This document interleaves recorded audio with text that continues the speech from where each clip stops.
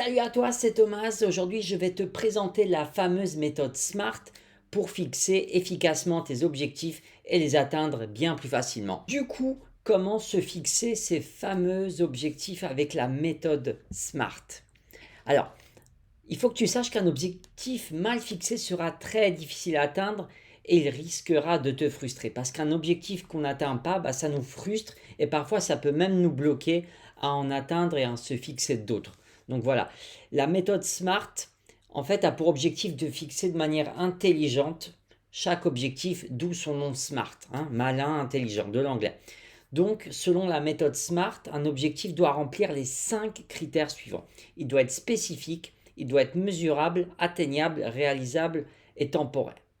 Donc reste avec moi, je vais te présenter les 5 étapes pour fixer de manière efficace ton objectif. Tout d'abord, ton objectif doit être spécifique, c'est-à-dire qu'il doit être compréhensible immédiatement. Il faut que ça soit clair dès le départ. Il faut qu'il soit clair et précis. Par exemple, on va prendre un exemple qui est très commun, c'est je veux perdre du poids. C'est très clair, on comprend tout de suite de quoi on parle. Donc voilà, la première étape, c'est un objectif spécifique. Je veux une nouvelle voiture. C'est très clair. Il ne faut pas chercher midi à 14 heures. Il faut un objectif clair et simple.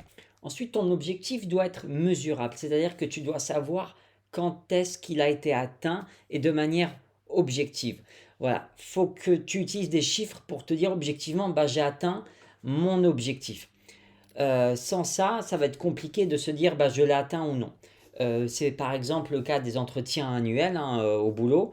On a des objectifs généralement chiffrés justement pour qu'il n'y ait pas d'incompréhension ni d'incohérence. Par exemple, si on reprend l'exemple précédent de la prise de, lapsus, de la perte de poids, c'est je veux perdre 10 kilos. C'est précis, c'est chiffré et on sait tout de suite où aller. Et ensuite, ton objectif doit être atteignable. Et atteignable, il ne faut pas le confondre avec réaliste. En fait, atteignable, c'est-à-dire que tu vas définir comment tu vas atteindre cet objectif et par quels moyens. Donc, tu dois vraiment définir par la suite les moyens que tu dois mettre en place pour l'atteindre. Par exemple, pour la perte de poids, c'est je vais faire l'exercice physique 3 fois par semaine.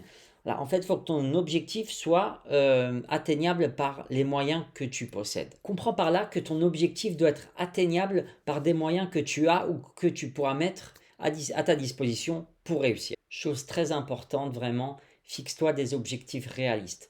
Ils doivent être ambitieux, bien évidemment, pour se challenger, pour avancer, mais ils doivent être atteignables.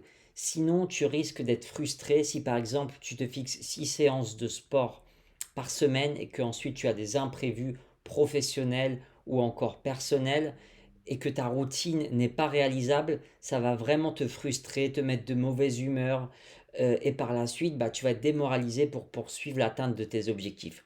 Donc des objectifs ambitieux mais réalisables. Et enfin, le T de temporel, c'est-à-dire que tu dois avoir une deadline pour te motiver. Voilà, il faut que tu précises clairement pour chaque objectif la date où tu dois l'atteindre. Par exemple, je perds 10 kilos d'ici le 30 juin. Là, on a tout.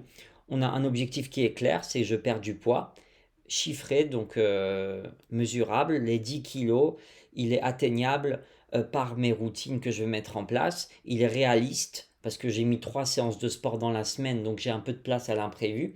Et enfin, il est temporel, justement avec ma deadline qui sera au 30 juin. Donc voilà, ça c'est un objectif SMART. Donc maintenant tu as la méthodologie SMART en main, tu sais comment te fixer des objectifs de manière pertinente, donc n'oublie pas des objectifs spécifiques, mesurables, atteignables, réalistes et temporels. Avec ces 5 clés en main, tu vas pouvoir te fixer des objectifs pertinents pour cette année 2021 et justement avec ces 5 étapes, tu vas pouvoir tout mettre en place pour les atteindre facilement. Merci d'être resté avec moi. N'oublie pas de t'abonner à la chaîne de l'excellence du service en cliquant juste en dessous et partage-moi justement tes ressentis, comment tu utilises cette méthode. Est-ce que déjà tu l'utilises? Est-ce que tu vas l'utiliser? Ou est-ce que tu as d'autres méthodes pour fixer au mieux tes objectifs? À bientôt.